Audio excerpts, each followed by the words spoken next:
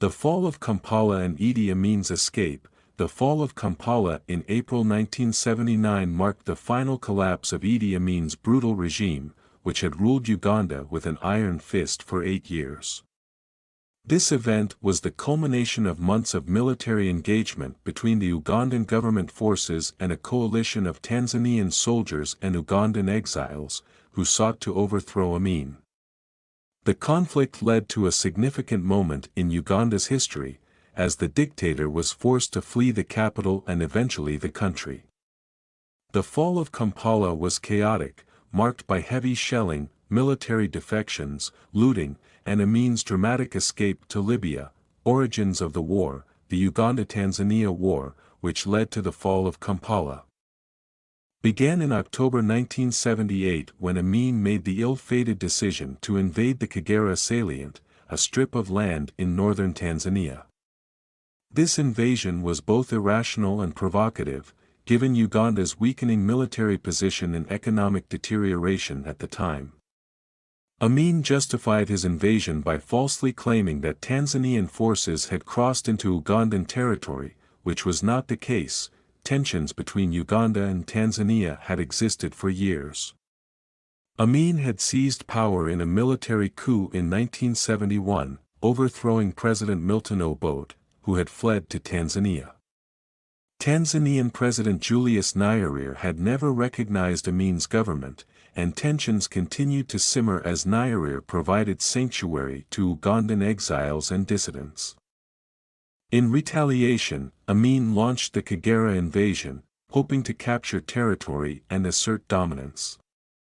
However, the invasion backfired, and Nyerere responded by mobilizing the Tanzanian People's Defense Force, TPDF, to drive Amin's forces back. The Kagera War and Tanzanian counteroffensive. Amin's forces were quickly repelled from the Kagera salient by the Tanzanian military. By early 1979, the Tanzanian army, along with Ugandan exile groups, including the Front for National Salvation, FRONASA, led by Yoweri Museveni, had launched a full-scale counteroffensive. The goal was to remove Amin from power and restore stability to Uganda. Amin's forces, though once feared, were ill-prepared for the Tanzanian assault. His regime had become increasingly unstable, with key military leaders purged and factional infighting and morale within the army low. Tanzanian troops advanced steadily through Uganda, capturing key towns along the way. They were supported by Ugandan exiles who had long sought the end of Amin's regime. In a few short months, Tanzanian forces captured major Ugandan towns, weakening Amin's grip on the country. By April 1979, they were at the gates of Kampala, ready to strike a final blow against Amin's regime. The assault on Kampala, the final push towards Kampala, began on April 10, 1979, as the Tanzanian army and Ugandan exiles closed in on the capital.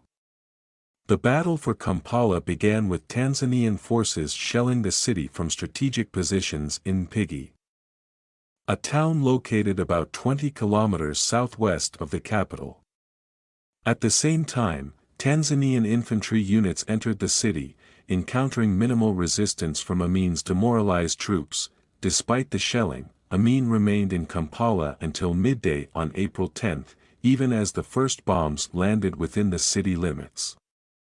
His forces had been in disarray for weeks, and many soldiers had deserted or fled to the eastern part of the country. The government forces that remained in Kampala were unable to mount an effective defense, and the Tanzanians quickly overwhelmed the city's defenses. As the forces advanced, they blocked all major routes out of the city except for one, an escape route through the east, leading to Jinja. It is believed that this route was deliberately left open by Julius Nyerere, the commander-in-chief of the Tanzanian forces, as a way for Amin and his retreating soldiers to flee. This act may have been a calculated move, allowing Amin to escape without further bloodshed while ensuring the fall of the city. Meanwhile, the northern route, which led to Gulu and Arua, was supposed to be blocked by the FRONASA forces led by Yoweri Museveni. However, Museveni's forces arrived late to the Karuma Bridge area and instead engaged Amin's forces in a battle at the Pakwak Bridge, which the Fronasa forces eventually won. This delay in blocking the northern route allowed some of Amin's forces to temporarily escape. Although the bulk of his army was already in disarray, chaos, and looting in Kampala, as the Tanzanian and Ugandan exile forces entered Kampala, chaos ensued. Soldiers loyal to Amin deserted in large numbers, leaving the city defenseless. Civilians, emboldened by the collapse of Amin's regime, took to the streets to loot government buildings, shops, and even military depots. The looting was widespread and uncontrollable, as many residents sought revenge for the years of terror they had endured under Amin's dictatorship. Government offices were ransacked, and businesses that had once been controlled by Amin's cronies were pillaged. Military installations, abandoned by fleeing soldiers, were raided by civilians looking for weapons and supplies. The fall of Kampala unleashed pent-up anger and frustration, and the city descended into anarchy for several days. Idi Amin's escape from Uganda in April 1979 was a pivotal and dramatic moment, marking the final collapse of his brutal regime. As Tanzanian and Ugandan exile forces advanced towards Kampala, it became increasingly clear to Amin that his reign was over. The once feared dictator, who had ruled Uganda with an iron fist for nearly a decade, was now faced with the reality of military defeat and the loss of power. His flight from the country was not only a personal retreat but also a symbolic end to one of Africa's most notorious regimes. By early April 1979, the situation in Kampala had become untenable for Amin. The Tanzanian People's Defense Force, TPDF, along with Ugandan exiles, had taken control of most of Uganda's major towns and cities. Amin's forces, which had been decimated by months of fighting, were in disarray. Many of his soldiers had either defected, deserted, or fled to the eastern part of the country. The few loyal troops that remained were demoralized and incapable of mounting a serious defense against the advancing Tanzanian forces. The final blow came when Tanzanian artillery began shelling Kampala, marking the start of the decisive battle for the capital, despite the deteriorating situation. Amin remained in Kampala until midday on April 10, 1979. It was reported that he initially refused to flee, believing that his forces could somehow hold the city. However, as the shelling intensified and Tanzanian troops moved closer to the heart of the capital, Amin's resolve began to crumble.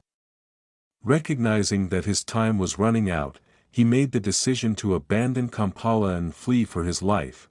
The escape plan was hurriedly put into motion. Amin and his closest associates, including family members, bodyguards, and top military officials, made their way to the Arua airstrip, located in northern Uganda. This journey was fraught with danger, as Ugandan exile forces led by Yoweri Museveni were actively pursuing Amin's troops, particularly on the northern route to Gulu and Arua. However, a stroke of fortune allowed Amin to escape before these forces could cut off his route. The northern route was supposed to be blocked by Museveni's Fronasa forces, who had been tasked with preventing Amin's escape. However, due to logistical delays and miscommunication, Museveni's troops arrived late to the Karuma Bridge area, allowing Amin to slip through with his convoy.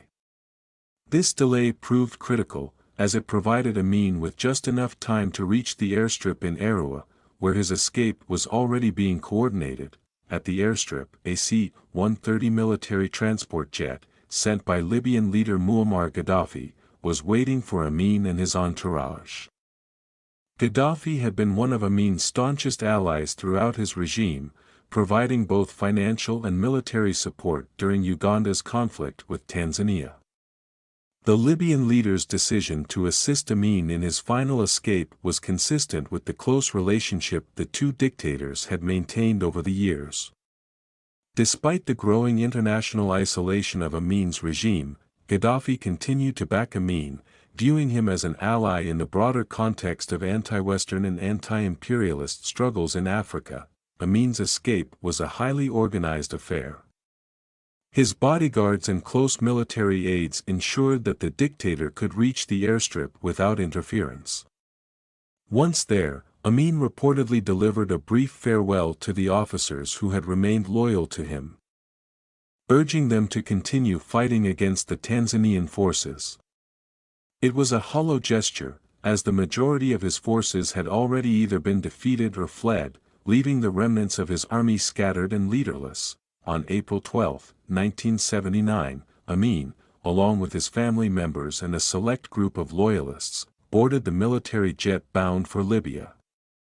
The C-130 aircraft took off without incident, marking the end of Amin's rule in Uganda. From the air, Amin would have seen the devastation his regime had left behind, a country in ruins, a capital in chaos, and a military in disarray. But for Amin, the immediate concern was personal survival, and with Gaddafi's help, he had secured safe passage out of Uganda. Upon arriving in Libya, Amin was granted asylum by Gaddafi. For a time, he lived comfortably under the protection of the Libyan government, which provided him with financial support and security. However, as international pressure mounted on Libya to sever ties with the disgraced dictator, Amin's situation became increasingly precarious. Eventually, he was forced to leave Libya and relocate to Saudi Arabia, where he would spend the remainder of his life in exile.